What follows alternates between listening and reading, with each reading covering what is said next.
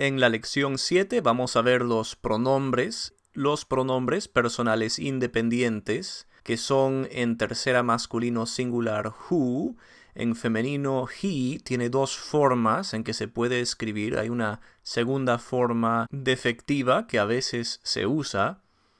En segunda persona tiene dos formas en masculino, ata, que puede terminar en he o no, y at es tú, femenino, segunda persona singular.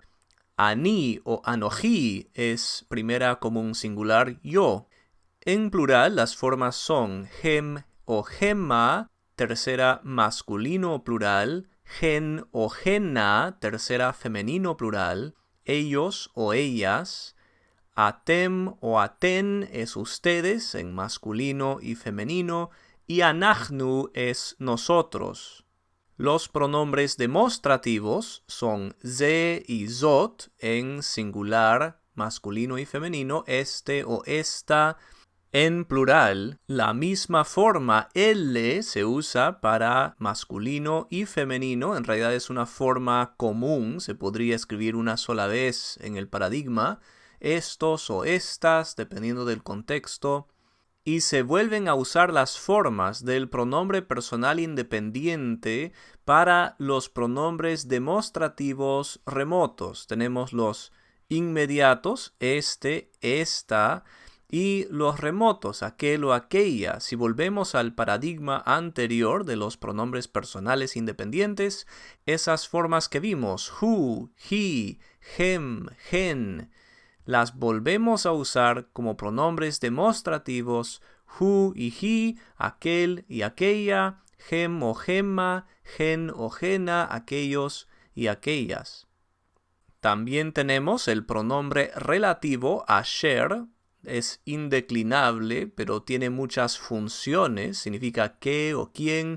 Y también los pronombres interrogativos mi, que significa quién, y ma, que significa qué. Primero consideremos los pronombres personales independientes. Se usan en lugar de un sustantivo y sirven como el sujeto de oraciones y cláusulas. Cuando se usan con verbos, los pronombres subrayan el sujeto de la frase. Por ejemplo, aquí encontramos anoji hatati. Así como en español, el verbo en realidad tiene un sujeto implícito. Si digo hatati, ya estoy diciendo en primera persona singular, yo he pecado, hatati.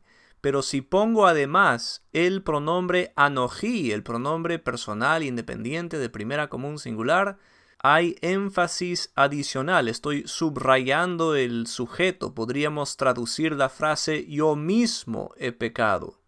Los pronombres también se pueden usar en oraciones nominales. Estas son cláusulas donde el verbo ser estar es implícito. En Génesis 3 encontramos la respuesta de Adán a Dios.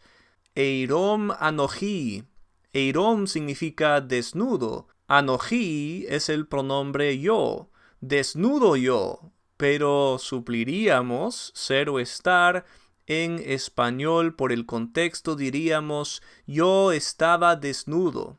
Otro ejemplo, en 2 de Samuel 12:7. Vayomer Natán el David, atá Jaish. Vayomer entonces dijo Natán el David.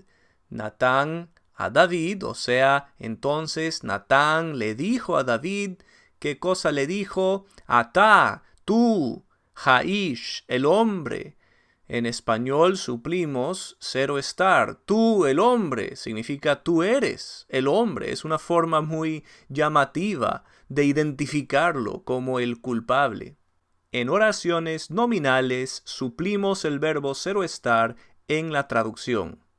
Los pronombres demostrativos son pronombres independientes que funcionan como adjetivos. Cuando un demostrativo funciona como adjetivo predicativo, se coloca primero en la cláusula, como encontramos en este ejemplo.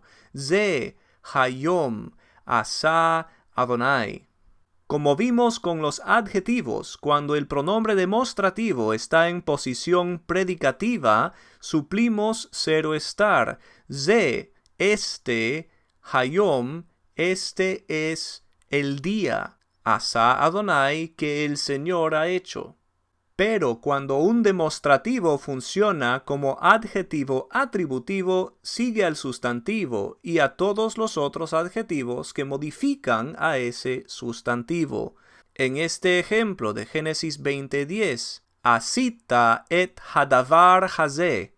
Asita, hiciste, o en el contexto has hecho, et hadavar. Y el pronombre demostrativo viene después, con el artículo, porque concuerda con hadavar en género, número y definición. Has hecho la cosa, hadavar, ¿cuál cosa? Hazé, esta. Has hecho esta cosa. Un ejemplo más de Josué 23:13. Me'al ha'adama ha'tová hazot. Me'al, de sobre, ha'adama, la tierra, ha'tová, la buena tierra, adjetivo en posición atributiva, la tierra, la buena. Hazot, esta. El pronombre demostrativo en posición atributiva viene después del sustantivo y de otros adjetivos que modifican a ese sustantivo. Viene al final. De sobre esta buena tierra. También los pronombres personales frecuentemente se usan en función demostrativo, significando ese o aquel, como tenemos en Números 9:6, Beyom Hahu, Beyom en el día, ¿cuál día? Hahu, aquel día, el pronombre como demostrativo. A veces los demostrativos se usan en pares para indicar objetos contrapuestos. Por ejemplo, Isaías 6:3 dice, Vekará ze, el ze. Vekará y dijo o decía, y decía ze, este, el ze, a este. Y decía este a este, o sea, uno al otro. Una frase idiomática. El artículo puede usarse con sentido demostrativo cuando se une a expresiones temporales, como en Génesis 24:42. Va'avo hayom el ha'ayin. Va'avo y llegué hayom. ¿Qué significa hayom? Pues es día con el artículo, o sea, el día. En esta expresión temporal, el artículo he patach dagesh significa este día, o sea, hoy. Y llegué hoy el ha'ayin a la fuente. El pronombre relativo en hebreo es asher, y como hay un solo pronombre relativo, se usa de muchas maneras. Se traduce como qué o quién en general y se usa para introducir una cláusula relativa. En Génesis 3:3 dice Ha'etz asher betoch hagan. Ha'etz, el árbol. Asher, ¿qué? Betoch, en medio de Hagan, el huerto. El árbol que está en medio del huerto. Suplimos cero estar en la traducción, está en paréntesis aquí solo para indicar que se tiene que suplir, pero en la traducción no es necesario incluir los paréntesis.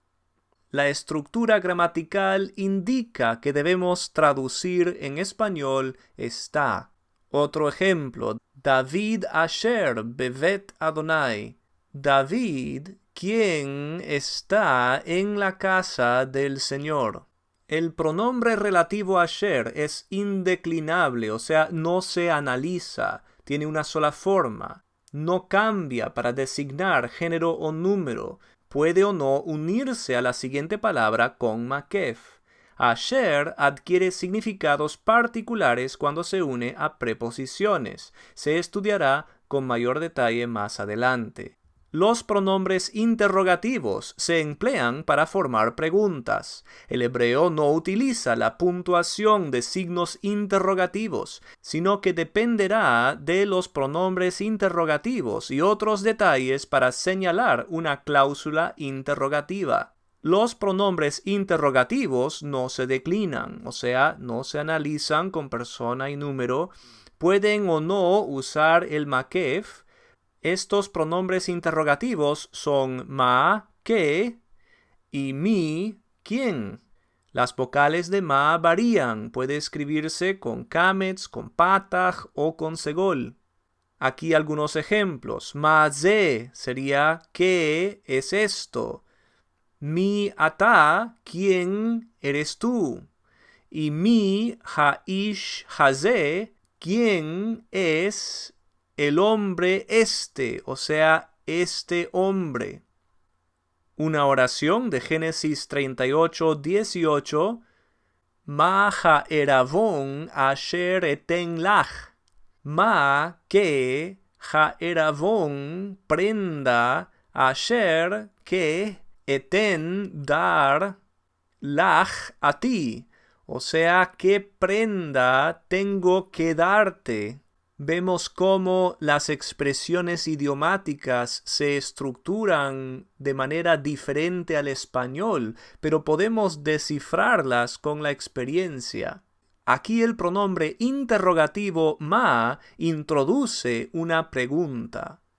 El vocabulario 8 incluye las siguientes palabras: ogel, carpa, elef, 1000, tribu o clan, asher, qué o quién, behemá, ganado o animales, o animal en singular.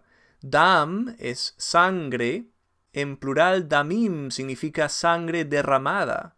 Yeled es niño o hijo masculino. Ma es el pronombre relativo que o cómo, con tilde, pregunta. Mizbeach es altar, tiene patach furtiva debajo de la het, que se pronuncia primero. Mizbeach. Mi es el pronombre interrogativo ¿quién?